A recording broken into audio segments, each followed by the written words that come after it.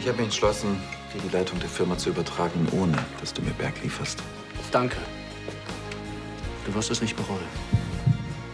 Mit dir würde ich auch in die Antarktis gehen.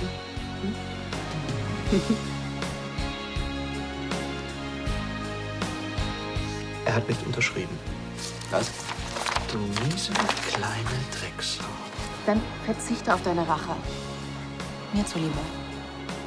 Ich muss das jetzt zu Ende bringen. Du würdest an meiner Stelle ganz genauso handeln. Versprich mir, dass dir nichts passiert.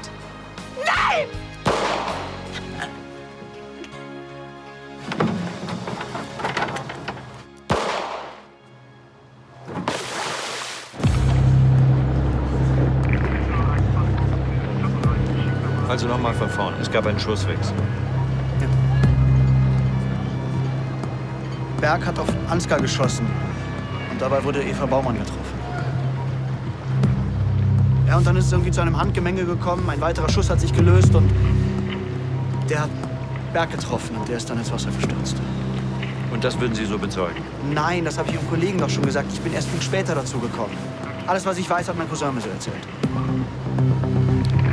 Und schon irgendeine Spur von Berg? Herr von Lahnstein, kommen Sie jetzt bitte. Lassen Sie uns einfach in Ruhe. Frank? Das ist in Ordnung.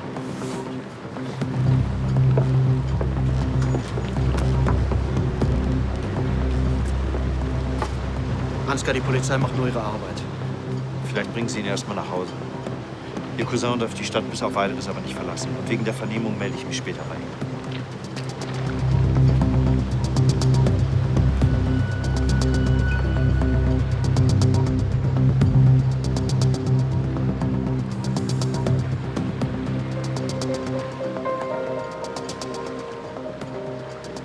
Ansgar, lass sie los.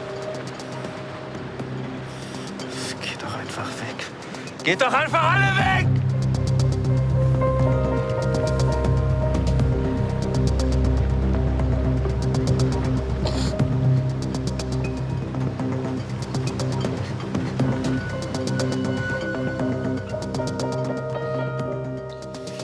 Ich habe gehört, eure neue Dessous-Kollektion, die kommt richtig gut an. Ja, die Präsentation lief sehr gut. Wir haben jede Menge Vorbestellungen. Das klingt super. Interesse ist riesig. Also wir warten natürlich jetzt erstmal die erste Auslieferung ab, aber dann werden wir höchstwahrscheinlich eine deutlich größere Stückzahl herstellen lassen. Ich habe auch so ein paar neue Ideen fürs Design. Wenn du willst, zeige ich dir Skizzen. Das klingt doch gut. Schön, gerne, klar. Ansgar, was machen Sie denn hier? Hat dich Eva etwa jetzt schon sitzen lassen?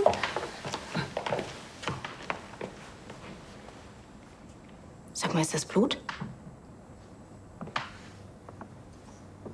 Es ist was dazwischen gekommen. Wo ist Eva? Berg hat den beiden aufgelauert am Yachthafen. Es kommt zu einer Schießerei. Oh mein Gott. Eva ist dabei. Ist sie tot? Ja. Berg wurde auch getroffen. Er ist dann verletzt ins Wasser gefallen. Die Polizei sucht immer noch. Nach seiner Leiche?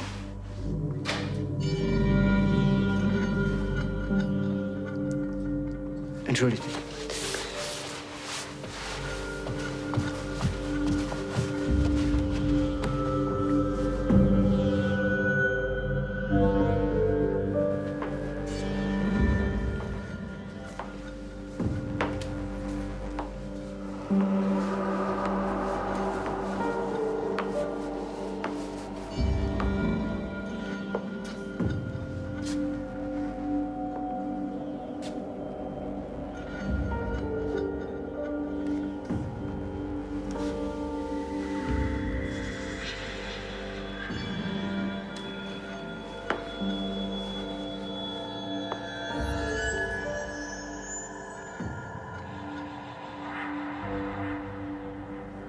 Glaubst du, du kommst klar?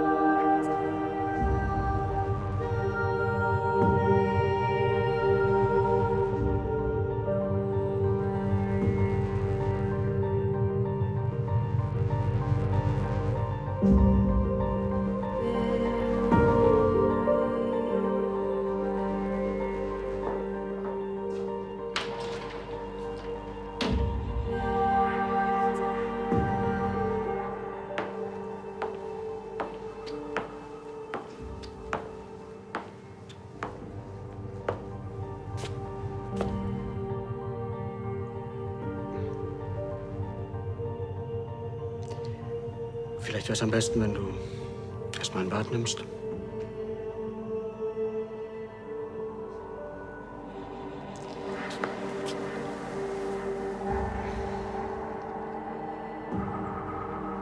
Let's go.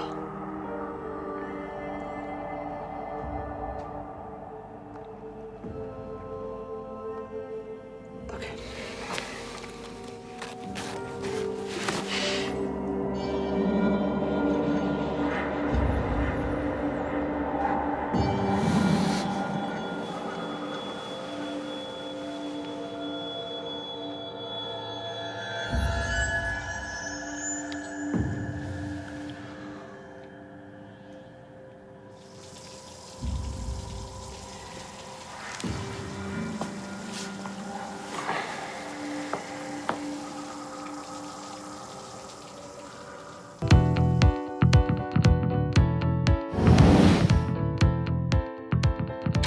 Mit wem gehst du auf das Konzert? Na, Christian, das war nicht wegen dir und ich bin nicht eifersüchtig. Ich dachte nur, wir gehen da zusammen hin, wenn die in Düsseldorf spielen. Mann. Nein, es sieht hier einfach aus wie im Saustall. Weißt du was, lass uns später noch mal telefonieren. Was bitte soll dieses Chaos hier? Stress mit Christian? Nein. Willst du einen Kaffee? Ist noch einer da? Ich will keinen Kaffee. Ich will nur, dass ihr euer Zeug hier wegräumt. Also wenn ich einmal ein bisschen Freizeit habe, werde ich ja wohl kaum anfangen, hier die Putzfee zu spielen, ja? Wir haben eh so viel Stress wegen den Fashion-Days. Jessie, wenigstens deine Unterwäsche könntest du wegräumen. Das ist nicht meine. Pink, schrill, oversext. Sicher, dass das nicht deiner ist? Erstens ist der rot und zweitens überhaupt nicht meine Größe. Sorry, ist meine. Echt geile Wohnung habt ihr. Man sieht sich. Ciao. Siehste, war nicht meine. Wer bitte war das? Keine Ahnung. Sie kam auf jeden Fall aus der Richtung von Saschas Zimmer. So genau will ich das gar nicht wissen. Na super, eingekauft hat auch keiner. Dann darf ich noch mal losrennen. Du willst einkaufen? Cool. Kannst du mir ein paar Brötchen mitbringen? Und, ach ja, Milch auch alle. Ja, klar, soll ich auch noch dein Zimmer putzen und deine Wäsche waschen, die überall rumliegt? Ey, das krieg ich schon selber hin, danke. Sascha, das war nicht ernst gemeint. Okay. Die Frage bleibt aber, wann räumt er hier den Müll weg? Das kann ich jetzt machen, kein Ding. Gut. Das Bad muss geputzt werden, die Küche ist auch fällig. Bin jetzt noch mal kurz weg und wenn ich zurückkomme, ist das erledigt, klar? Ist okay, Mutti.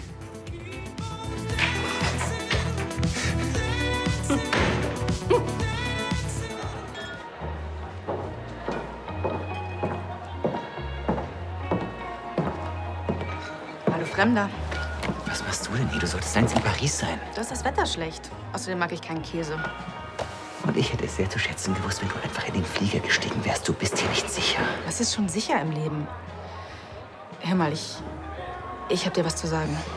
Es ist wirklich wichtig für dich und deine Familie. Geht um meinen Vater. Entschuldige. Rebecca, fass dich kurz. Eva ist tot. Was? Es gab eine Schießerei. Berg wollte Ansgar umbringen, aber Eva ist dazwischen gegangen und wurde getroffen. Dann hat es wohl ein Gerangel zwischen Ansgar und Berg gegeben und Ansgar hat auf Berg geschossen. Was? Heißt das, dass er... Sieht so aus. Ansgar steht unter Schock. Er sagt kein Wort. Aber ist ja auch kein Wunder.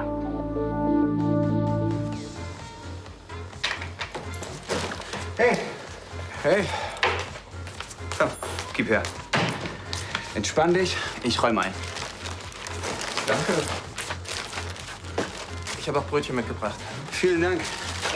Nach der gestrigen Nacht habe ich echt eine Stärkung nötig. Die Kleine war eine Granate, die hast du gesehen, oder? Ja, ihre Klamotten lagen ja überall rum. Ja, tut mir leid, das ging gestern alles ein bisschen zu schnell. Da war keine Zeit zum Aufräumen, wenn du weißt, was ich meine. Sascha, so eine WG, die funktioniert nur, wenn alle mit anpacken. Da muss jeder mal putzen und einkaufen. Brauchst mir nicht den Arsch zu putzen. Das will ich auch gar nicht. Hab ich da was? Nee, aber die Milch, die muss dringend in den Kühlschrank. Du Du solltest dir echt was anziehen, wenn du hier rumputzt. Okay, Mutti. Und nenn mich nicht Mutti.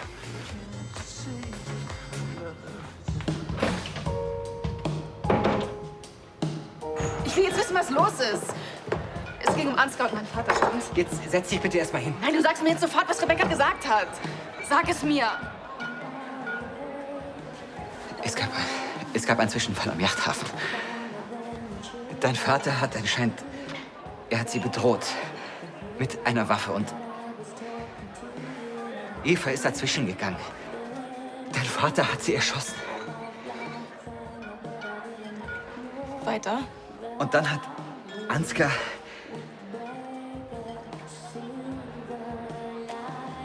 Ansgar hat auf meinen Vater geschossen.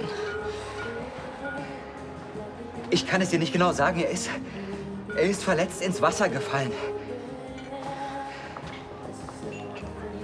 So wie es aussieht, ist dein Vater ertrunken. Es tut mir leid. Versprich mir, dass dir nichts passiert. Mach ich.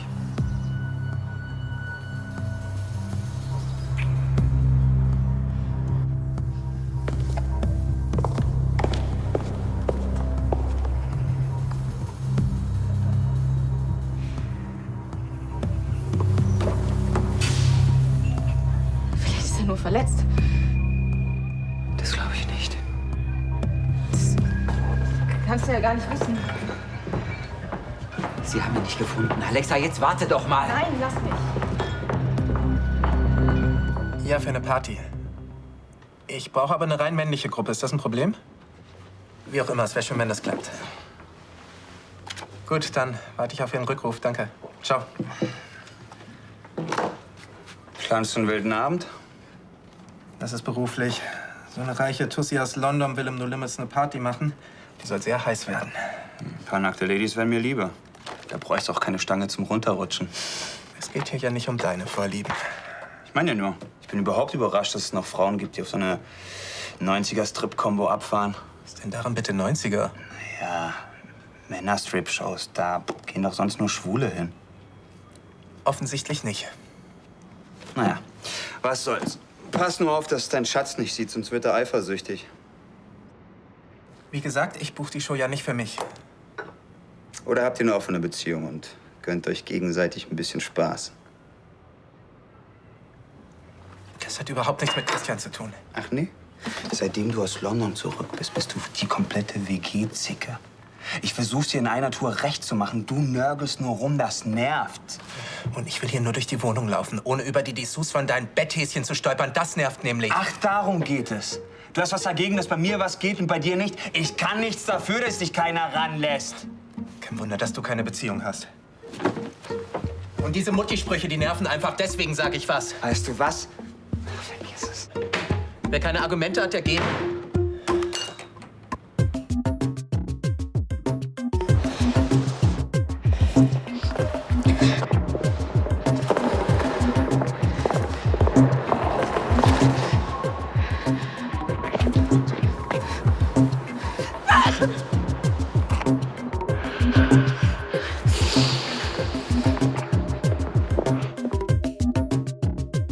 Es tut mir leid, dass ich Sie jetzt schon aufsuchen muss, Herr von Lahnstein. Aber wir brauchen dringend Ihre Aussage, sonst kommen wir mit den Ermittlungen nicht weiter. Und Sie sind sich sicher, dass wir die Befragung auch ohne Ihren Anwalt durchführen können?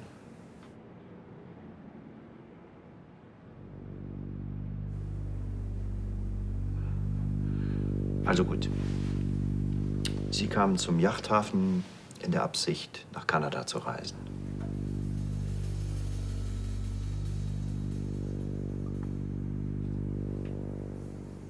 Der Skipper war auf Königsbrunn gewesen. Hat uns gesagt, dass die Yacht bereit ist zum Auslaufen.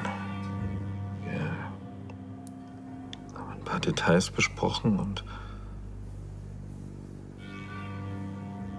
uns für den Hafen verabredet.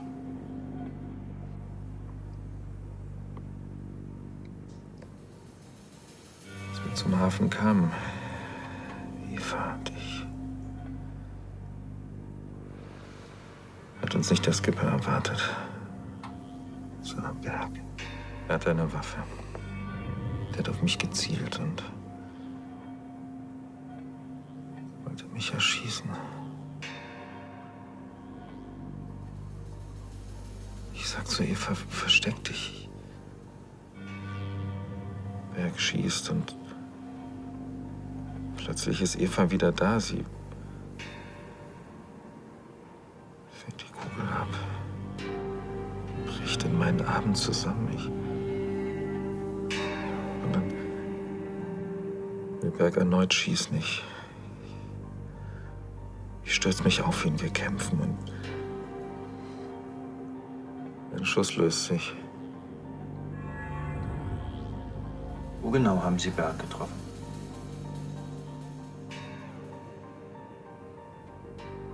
Der Skipper war nach Königsbrunn gekommen. Er hatte gesagt, dass die Yacht bereit ist zum Auslaufen. Wir haben noch ein paar Details geklärt und uns am Hafen verabredet.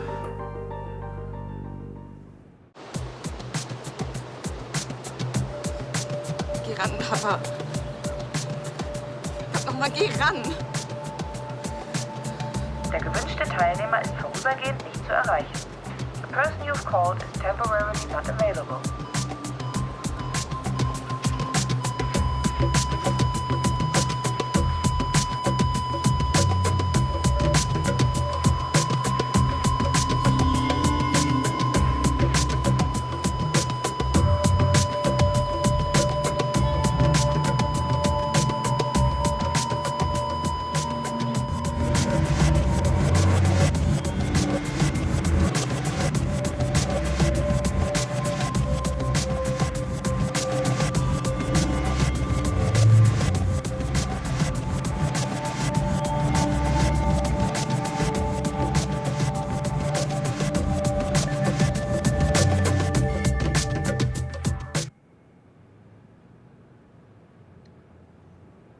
Gut, ich denke, das reicht dann fürs Erste. Ich komme später noch mal auf Sie zurück. Versuchen Sie, sich ein bisschen auszuruhen, wenn Sie können.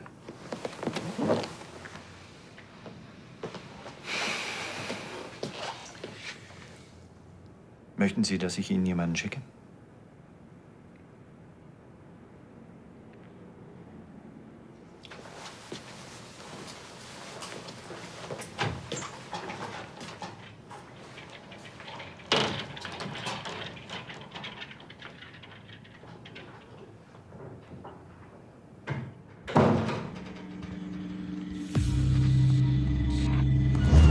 Können Sie aufstehen?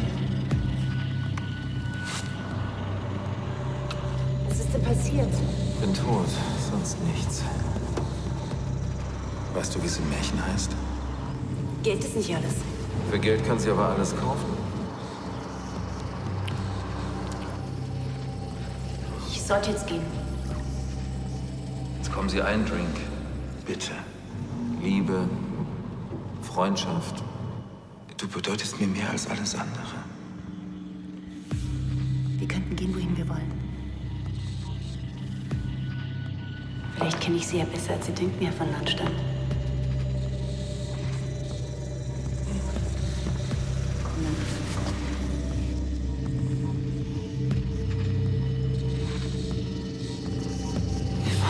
Bleib bei mir.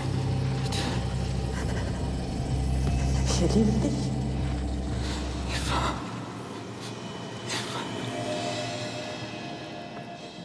Eva.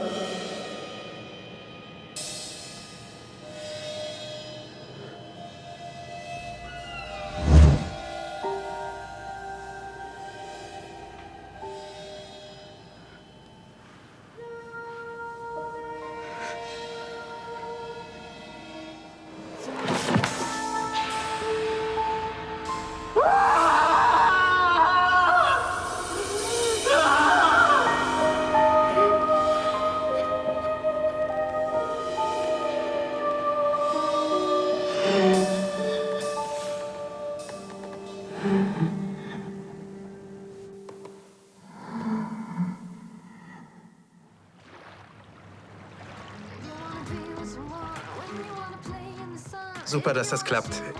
Dann warte ich einfach auf den Vertrag und schicke den direkt zurück, ja? Danke.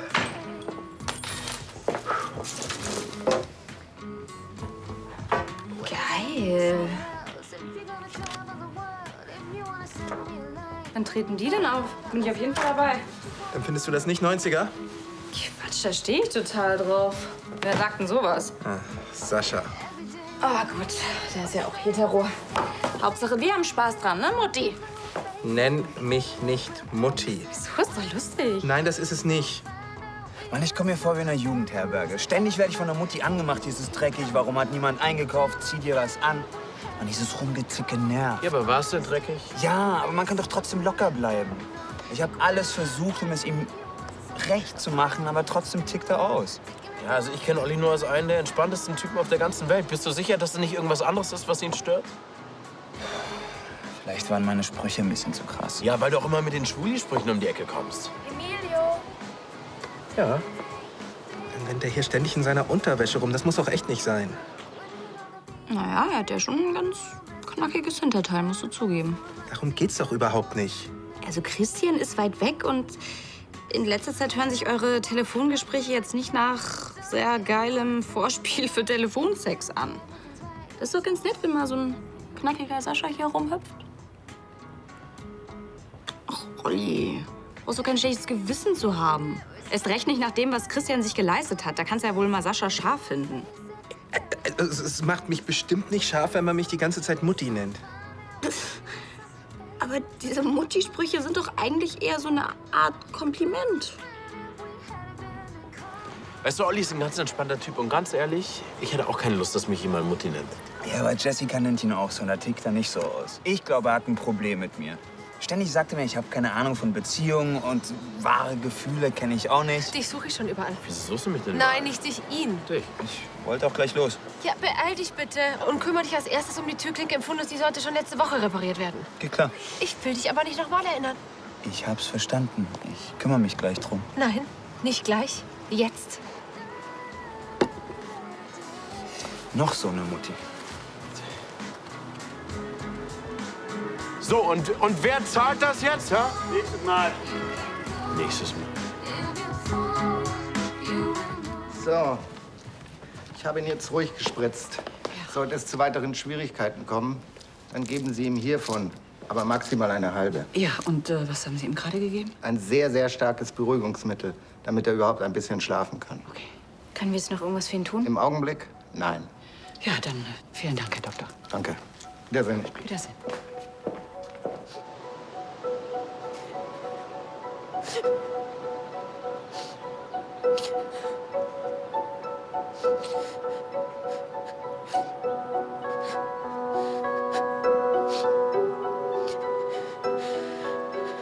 Wieso konnte Berg sie nicht einfach gehen lassen? Sie waren schon auf dem Weg nach Kanada. Zusammen, glücklich. Ansgar hat seine Rachepläne aus Liebe zu Eva aufgegeben. Berg kommt das eben nicht. Tja, was hat er jetzt davon? Jetzt ist er tot. Und an seine Tochter hat er auch nicht gedacht. Alex hatte nur ihn. Ich hätte nicht gedacht, dass Berg dazu fähig ist. Ja, ich glaube, das hat niemand geahnt. Ansgar hat diese Frau wirklich mehr geliebt als alles andere auf der Welt. Keine Ahnung, wie er damit fertig werden will. Wir müssen ihm irgendwie versuchen, dabei zu helfen.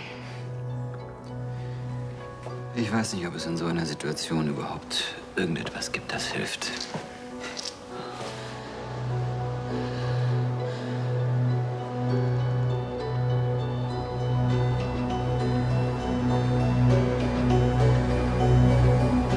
Dafür wird er bezahlen.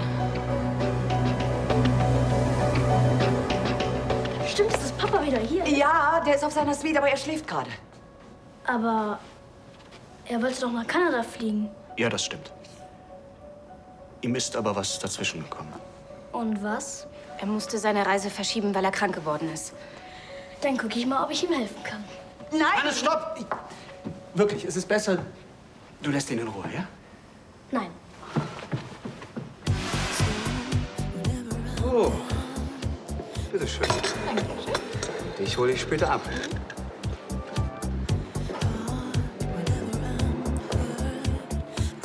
Was ist denn mit der Perle von heute Morgen? Die hat einen Modeljob in Berlin. Oh ja. Und dann machst du dich gleich an die neue Designpraktikantin ran. Ey, sie hat mich angesprochen. Und außerdem habe ich keinen Bock, heute in der WG zu pennen. Proviant für eure Schicht auf dem Schloss? Mhm. Willst du auch eine Stulle? Nee, danke, lass mal, ich hatte schon. Wie geht's denn Bella an ihrem Fuß? Oh, besser. Ist zum Glück nichts gebrochen, sondern nur gestaucht. Das tut zwar manchmal mehr weh, aber immerhin kein Gips. Grüß Sie mal ganz lieb.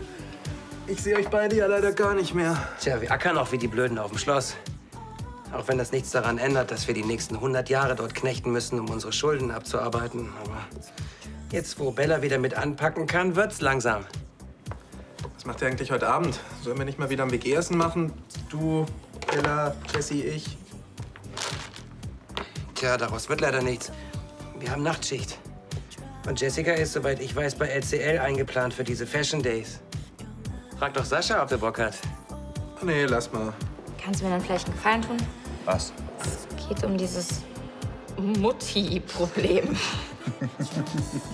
Kannst du aufhören, Olli so zu nennen? Ich mache alles, damit ich meine Ruhe kriege. Olli ist einfach gerade ein bisschen gestresst. Das darfst du nicht persönlich nehmen. Eigentlich ist er ein super Typ. Ich weiß. Aber leider kriegt man davon momentan nicht viel mit. Ja, jeder hat ja mal Stress. Aber ich sag dir eins, wenn man in der Klemme steckt, dann ist Olli immer da. Es gibt nichts, was er nicht für seine Freunde machen würde. Ich reiß mich zusammen. Versprochen. Ich weiß schon, warum es dich so nervt, dass sich Sascha immer Mutti nennt. Weil du viel lieber was ganz anderes für ihn wärst. Fritsche, wenn du versuchst, psychologisch zu werden, dann ist das sowas von zum Scheitern verurteilt. Jeder hat mitbekommen, dass du auf Sascha abfährst. Ach, du übertreibst dermaßen. Hat Christian eigentlich auch was mitbekommen oder warum hältst du dich so zurück? Nein, Christian weiß nicht Bescheid, weil es überhaupt nichts gibt, was er wissen könnte. Wäre auch echt gemein, wenn er sich deswegen aufregt, nachdem er dich zweimal betrogen hat. Fritsche, das eine hat mit dem anderen überhaupt nichts zu tun. Ich brauche einfach meine kleine Sascha-Auszeit, das ist alles. Und könnt ihr jetzt bitte aufhören, euch alle in meine Beziehung einzumischen? Hier, fang den Igel und geh. Hey, fang selber den Igel.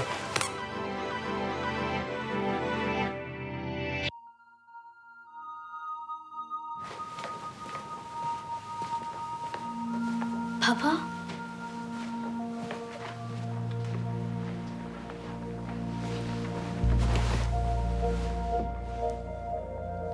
Hey. Papa, wie geht's dir? Rebecca sagte, du bist krank und konntest deshalb nicht mit Eva nach Kanada fliegen. Stimmt das? Jetzt ist Zahltag.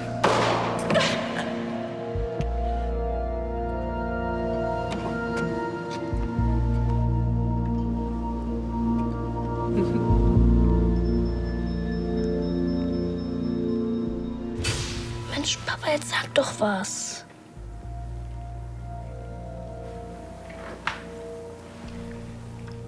Dich hat's echt erwischt, oder? Es tut mir leid.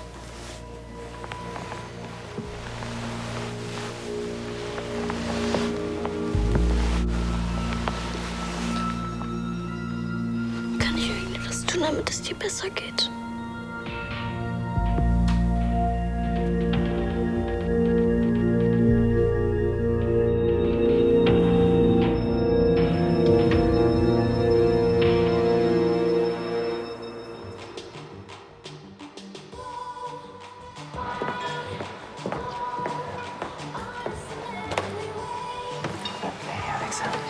Komm einfach mit.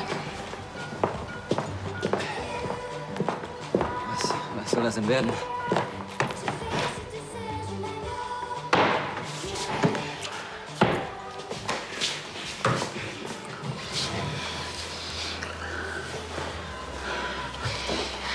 Warte. Ich habe mir Sorgen um dich gemacht. Ich bin froh, dass du zurückgekommen bist, okay? Das mit deinem Vater. Alexa, das tut mir leid.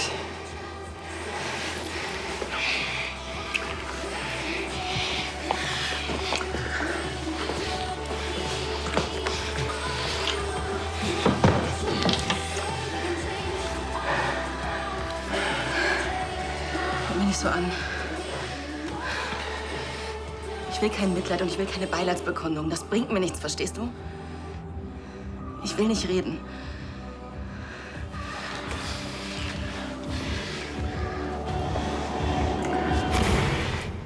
Love is the drug that I fuck on me.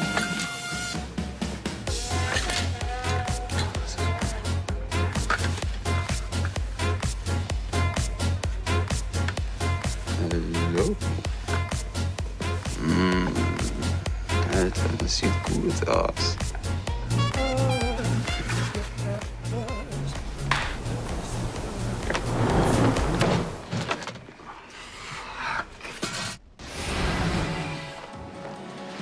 Du willst auch nicht schon wieder abhauen. Ja, sorry, war schön. Alexa, bitte erzähl mir keinen Quatsch. Du rennst doch vor dir selber weg. Das funktioniert sowieso nicht. Bitte verschon mich mit deinen Kalendersprüchen. Ich kann verstehen, wenn du nicht darüber reden willst, aber du solltest jetzt nicht allein sein. Ich habe zu tun. Was hast du denn jetzt so Dringendes zu tun? Ich werde Ansgar in den Knast bringen.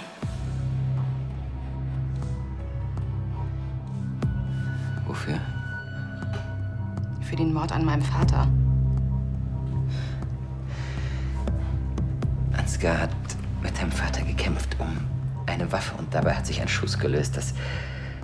Das Ganze war ein Unfall oder höchstens Notwehr. Sag mal, warst du dabei? Nein. Ist doch klar, dass Ansgar das so behauptet. Wer sagt dir denn, dass er nicht sogar Eva erschossen hat? Das glaubst du doch wohl selbst nicht. Ach, weißt du was, diese Frau ist mir egal. Ansgar hat meinen Vater kaltblütig ermordet. Und dafür wird er bis an sein Lebensende büßen. Alexa, was immer du jetzt vorhast, tu es nicht. Willst du da weitermachen, wo dein Vater und Ansgar aufgehört haben? Es ist sowieso schon viel zu viel passiert. Ja, und eben deshalb ist es noch nicht vorbei. Sie haben noch nicht mal eine Leiche gefunden. Wir sollten einfach abwarten, was passiert, okay? Und ich bleibe bei dir, versprochen. Das ist wirklich rührend, Tristan. Wenn ich dich nicht so gut kennen würde, würde ich dir das sogar glauben. Aber es ist sowieso zu spät. Zu spät wofür? Alexa, was hast du getan?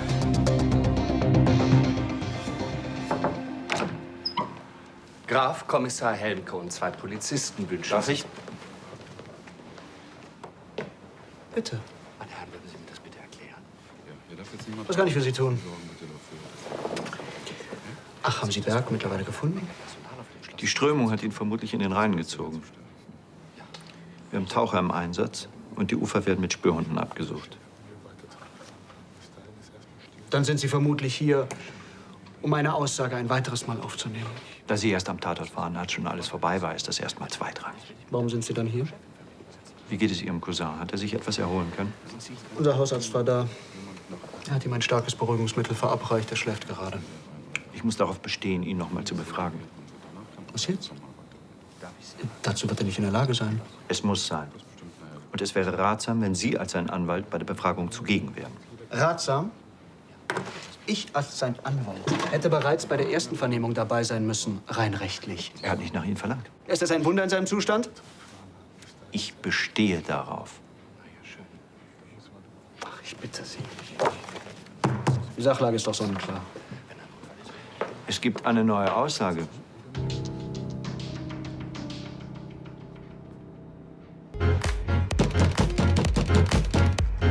Hallo!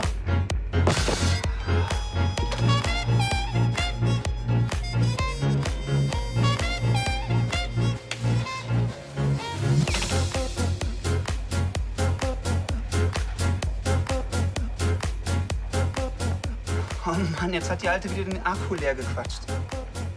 Ah!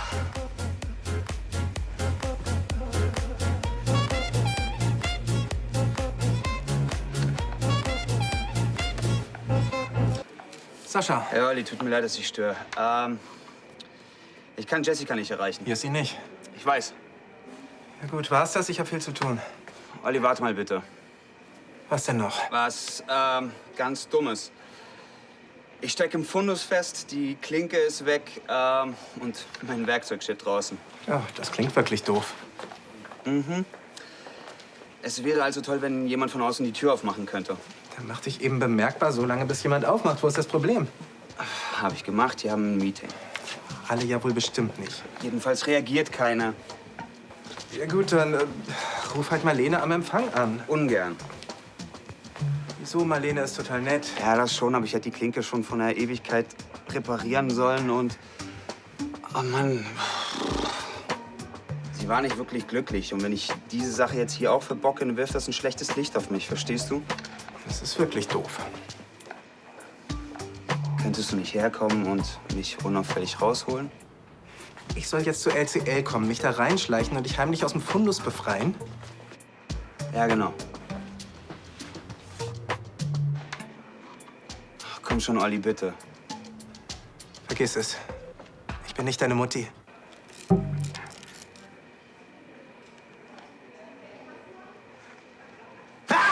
Um gleich zum Punkt zu kommen. Alexa Berg ist bei mir gewesen und hat eine Aussage zu Protokoll gegeben. Alexa Berg? Diese Aussage deckt sich allerdings keinesfalls mit dem Tathergang, wie Sie ihn mir geschildert haben.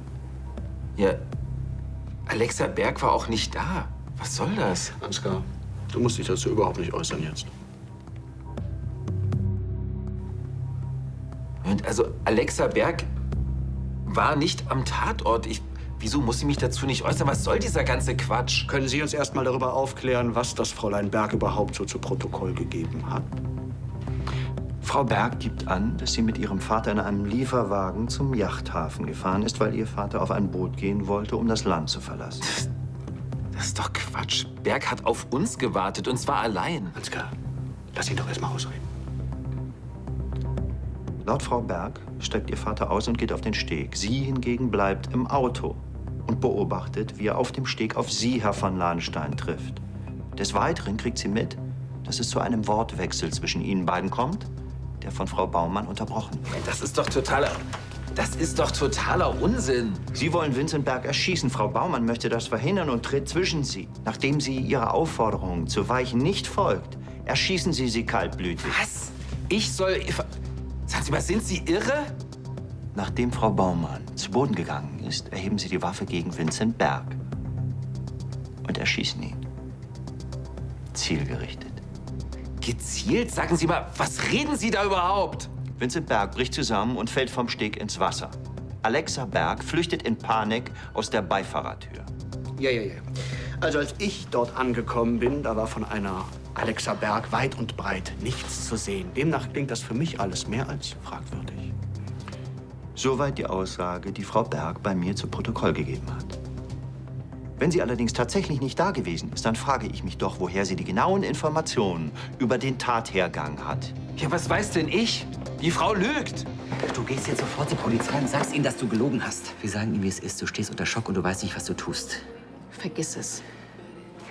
Alexa, ich weiß, wie du dich fühlst. Du bist wütend und du bist hilflos. Aber du musst der Polizei die Wahrheit sagen.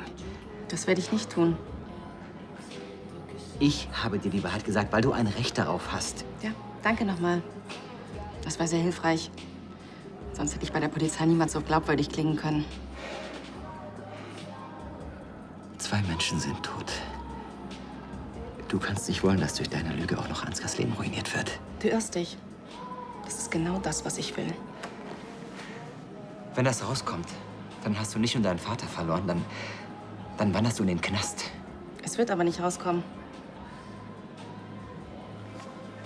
Ansgar wollte mit Eva nach Kanada auswandern. Er hatte seine Rachepläne gegen deinen Vater längst aufgegeben. Er hat sich mit der Familie versöhnt. Ich weiß, dass du genauso wie ich wolltest, dass dieser Wahnsinn aufhört.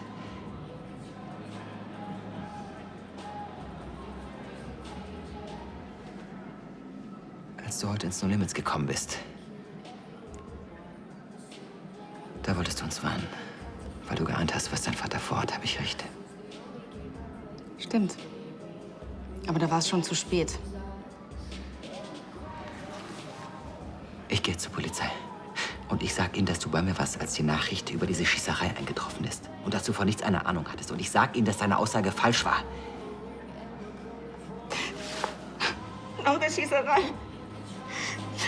Dann stand ich unter Schock. Ich wusste nicht, wohin. Und da bin ich zu Tristan ins No Limits geflogen. Und da hat er dann von der Schießerei erfahren. Er wusste ja nicht, dass ich dabei war. Und ich war so außer mir, dass ich einfach rausgerannt bin. Geh ruhig zur Polizei, Tristan. Du kannst meine Aussage nicht widerlegen. Die glauben mir.